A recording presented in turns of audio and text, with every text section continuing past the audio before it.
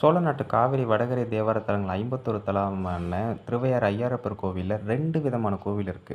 அதாவது வட கைலாயம், தென் கைலாயம்னு இருக்கு. இதுல வட கைலாயம் அப்படிங்கிறது வடக்கு கோபுரத்துக்கிட்ட மேற்கு பார்த்தவாறு இந்த கோவில் இருக்கு.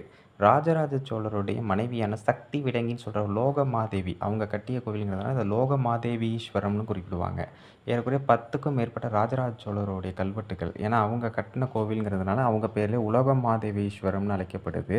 அதே மாரி பார்த்தீங்கன்னா, இந்த அரசி நெறைய உற்சவத்துக்கு தேவையான நகைகள், அதே மாரி 32 பேர தலைக்கோழிங்கிற பட்டம் கொண்ட நடன மங்கையர்கள நடனத்துக்கு நியமிச்சு, அதே மாரி தமரு, உற்சவ தலைப்பறை, கண்டை, திமிலை, மத்தளம், வீணை, கரடிகை இதெல்லாம் விழா காலங்கள்ல வாசிக்கிறதுக்கு ஏறக்குறைய 102 வேலி நிலத்த இந்த கோவில் அதாவது இந்த வட கைலாயம் கோயில் இறைவனுக்கு குடுத்ததாக சொல்லப்படுது.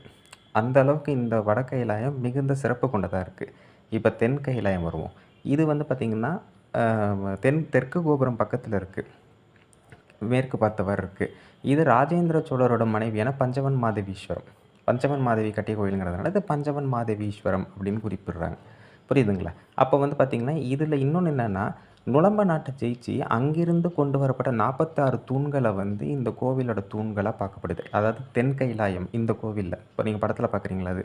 இறைவன் பார்த்தீங்கன்னா, லிங்க வடிவில இருப்பார். பின்னாடி பார்த்தீங்கன்னா, க இறைவனும் இறைவியும் ஒரு சிற்ப வடிவமைப்பில இருப்பாங்க. இது பல்லவர் கால அமைப்பிலும் இருக்கும். இந்த கோவில்லயும் அது காணப்படுது. அதேமாரி பார்த்தீங்கன்னா, இங்க 7 கல்வெட்டுகள் இருக்கு. ராஜேந்திர சோழனும் அவருடைய மனைவியான பஞ்சவன் மாதேவியார பத்தி நிறைய கல்வெட்டுகள் இருக்கு. ராஜேந்திர சோழரோட மகனான விஜயராஜேந்திர சோழன், அதாவது வீரராஜேந்திர சோழன் எண்ணற்ற தானங்கள் குடுத்ததாகவும், அதேமாரி இறைவி, இங்க உள்ள இறைவிக்கு கரைக்கண்டிங்கிற தோடு பரிசாக கொடுத்தப்பட்டதா இப்படி எண்ணற்ற கல்வெட்டுகள், சிறப்புகள் கொண்ட திருவையாற்று பதிவை இதோட நான் முடிச்சுக்கிறேன்.